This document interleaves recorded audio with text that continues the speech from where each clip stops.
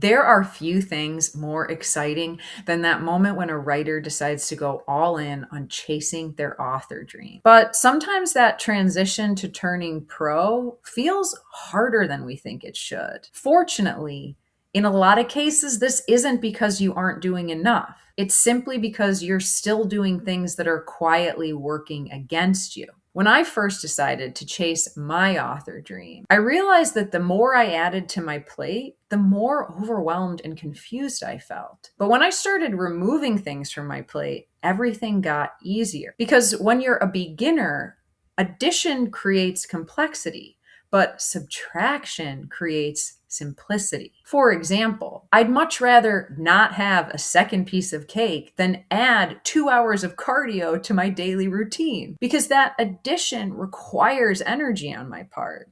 But that subtraction frees up my energy. And when you apply this thinking to your author career and you free up your energy, suddenly you have enough energy to focus on getting momentum on the projects that most matter to your soul. So in this video, I'm going to share 7 things I stopped doing when I decided to chase my author dream that helped me achieve my goals faster. The first thing that I stopped doing was looking for evidence that it wasn't working, evidence that I wasn't good enough, evidence that it wasn't the right time to chase my author goals. And of course, I had spent years training my brain to look for that kind of evidence. That's why it took me so long to finally go for it. So it's called your reticular activating system. You know, the example that is most common is you think about getting a certain kind of car and then you start seeing that car everywhere because your brain's looking for it. And when you want to go all in on your author dream, you have to stop looking for the evidence that kept you from chasing it and start looking for evidence that you are exactly where you're supposed to be, doing exactly what you're supposed to do, and that you chasing your author dream is the thing that is best for you and everyone you love and all the readers who don't know they love you yet. So maybe you see an author who is so much more skillful than you. Great. That's evidence you need practice. Fortunately, you were going to write today, so you're on the path. Maybe you see a successful author whose writing you just don't really get and don't think they're that good. Amazing. This is clearly proof that you're good enough and you should go for it. Right? So I stopped looking for evidence that said I shouldn't and I couldn't and I can't and it'll never happen. I started looking for evidence that everything was working, that I was getting better every day. And the idea here is you want to focus on the gain instead of the gap. So even in the moment, ahead of a writing session or after your writing session, you don't want to focus on how many words you haven't written yet and how far you still have to go to the finish line. You want to focus on the fact that you are becoming a better writer every single day. And today you have more words than you had yesterday. And the more you focus on everything you're gaining by showing up consistently, by pouring your heart onto the page, the easier it is to show up and do it again the next day. The second thing I stopped doing was taking advice from people who hadn't achieved what I set out to achieve. And notice I didn't say I stopped getting advice from people who hadn't done what I wanted to do. The advice that wasn't aligned for me kept coming. I just got really ruthless about recognizing whether someone's advice was aligned based on what I wanted to achieve. And I pretty much stopped doing this cold turkey when someone I truly love and admire, one of the only people I told about my author dream in the beginning, looked me in the eye and said, "Catherine, you can't make money writing books." And if I had listened to him and taken that advice to heart, I would not have the life I have today that makes me want to pinch myself every morning. I wouldn't have the creative, geographic, and financial freedom I have. I wouldn't have connected with readers all over the world because I shared the art in my heart.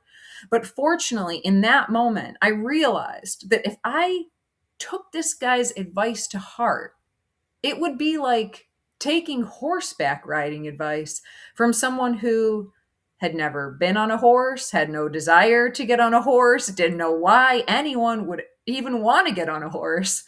And I realized that that would be ridiculous. So I started seeking out advice specifically from people who were writing books that readers were enjoying, because that is what I wanted to do. And this saved me so much time and energy and frustration because you can't take all the advice. You have to decide whose advice is worth taking. And a great way to tell if someone's advice is aligned for you based on what you're trying to achieve is to notice if the advice that they give you makes you feel contracted or expanded. Because advice from people who think your goals are ridiculous and impossible is always going to make you feel a little bit shrinky inside.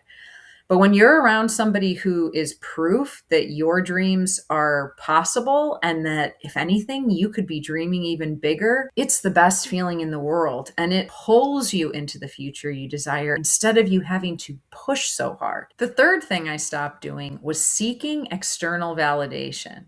And this has saved me so much time and energy and frustration. It's unquantifiable. Say you came over to my house and you knew that my dream was to grow some incredible carrots. And you said, "How's it going with those carrots?" And I yanked them out of the ground to show them to you. This is obviously disastrous for multiple reasons, right? First, I have completely forgotten my job as the gardener, which is to protect the carrots and nurture them and make sure they have exactly what they need. It's also clearly bad for the carrots, right? Like, based on where they were in their process, they were not ready for prying eyes. But I've also put you in a situation where you can't possibly win and we're both going to feel hard done by. Because what I want you to say is, "Oh my gosh, look at those carrots. You are some kind of special genius. Like, you obviously have a knack for this. You should have started growing carrots earlier. Wait till people see these carrots. People are going to love these carrots." But you're not going to say that, are you? Because I've just showed you, I've just shown you some carrots that weren't really ready for anyone to look at them. And so now I'm kind of sad inside, even if I don't show it, because I didn't really get the response I was hoping for. And I have to spend all this energy kind of dusting myself off and picking myself back up and saying, if you'd known how important it was to me that you said the right things about the carrots, I'm sure you would have said them. And the important thing is that I see the carrots' potential. And so it's okay. I'm going to keep working on them, even though, I lost a little wind in my sails there. Why even do any of that? I could have just said, "It's going great with the carrots." So here's how you translate this into your author career. And this is what I do. When I feel that urge to tell someone about a book idea I'm really excited about, or have them read some passage I'm really proud of, I just imagine what like the best thing they could possibly say is. Like, what is the dreamiest reaction? And then I say it to myself. And I just sit with it for a second. And I just think about how good it feels to get that validation on my writing and my ideas. And then because it went exactly how I hoped, I haven't lost any momentum. And I just get right back to work because I'm feeling better than ever about the project I'm working on. This is such a huge time saver and energy saver, but it also does something else really important, which is that when you make your loved ones responsible for validating you, encouraging you, giving you permission, you are treating them like they're secondary characters in your story. And they're not. They're the heroes of their own story. And you should let them be that. You should not make them responsible for helping you achieve your dream. Because if you rely on other people's encouragement and support and cheerleading early on, and you let that be your fuel, you can't count on that. Not short term, not long term, but you can count on yourself. So validate yourself. You'll go farther, you'll go faster, and you'll have more fun on the journey. The fourth thing that I stopped doing was setting outcome goals. So I stopped putting things like work on book on my to-do list because the problem with putting your desired outcome on your to-do list is when you sit down to get to work, you still aren't really clear on what you should do first, second, and not at all. So I started putting process goals on my to-do list, things that were prescriptive and actionable and specific, things like, work on book for 2 hours or write 2,000 words. And the benefit of this is at the start of the day, it's very clear exactly what I need to do to make the day a success. And at the end of the day, it's very clear whether or not I accomplished my goal, whether or not I made progress. And this made a huge difference for me because if you take care of the little wins, the big wins will take care of themselves. The fifth thing I stopped doing was seeing myself as a writer who was trying to become an author. Because as long as I saw myself that way and stayed stuck in that identity, I wasn't thinking like an author. And if you're not thinking like an author, it's harder to do the things an author would do. And ultimately, if you're not doing the things an author would do, then you don't eventually have the author career that you aspire to have. Because the formula for success with anything is be, do, have. It would be great if you woke up tomorrow and discovered that you have the author career you desire to have, and there are readers all over the world that can't wait for your next release. And of course, if you woke up and you had that, it would be easier to, do the things an author does and just be an author all day. But that's not how it works. Just like if you want to be an actor, you can't say, well, as soon as I get that Oscar, I'm going to start doing acting classes and being the kind of person who goes to auditions. That's just not the order of events. You have to be an author and do the things that an author does. And then if you do that enough, if you wake up enough days in the morning and ask yourself, well, as an author, what do I think would be good to do today? And you string enough days like that together, then one day you wake up and you have the author career that you always hoped you'd have. The sixth thing I stopped doing was dividing my focus. I heard this quote and I just let it change my life. He who chases two rabbits catches none. And I realized I didn't want to be someone who just felt busy and pretended I was productive because I was chasing rabbits all day. I wanted to be the kind of person who caught rabbits. So I focused on one project at a time from start to finish. And would you believe I started finishing things faster? I spent more time in flow state. I had more fun with each project, and my projects were better because I was totally engrossed in completing them and my focus wasn't divided.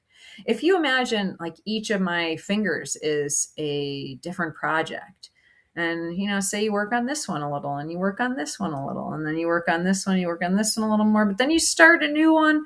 Are you making progress on 4 projects or just procrastinating finishing 4 projects? Whereas if you decide, okay, I'm going to write a book. I'm going to write another book. I'm going to take another book from start to finish, and I'm going to do it again. And what do you know? Now you've got a backlist. Now you've got a full series out. Now your email list is growing every day. Readers are sending you fan mail. You're getting paid to practice the craft, all because you focused on catching one rabbit at a time. And the reality is you get better at what you practice. So you can either practice becoming a better multitasker and holding more projects in your head at once, or you can practice taking page turners from page 1 to done over and over again, like it's your job, until it is. The 7th thing that I stopped doing was winging it. While I had created some evidence that I could take a novel from start to finish with no plan, those books weren't stories that I would have been really proud to publish. They were structurally disastrous. The character arcs weren't clear enough.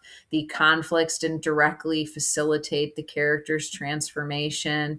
And I wasn't clear on really who the audience was, because those books that I had written, I was the audience. And I never expected there to be anyone else reading them deep down. But when I decided to take the self-publishing opportunity seriously, I knew I wanted to feel a lot different. I wanted to feel like a professional.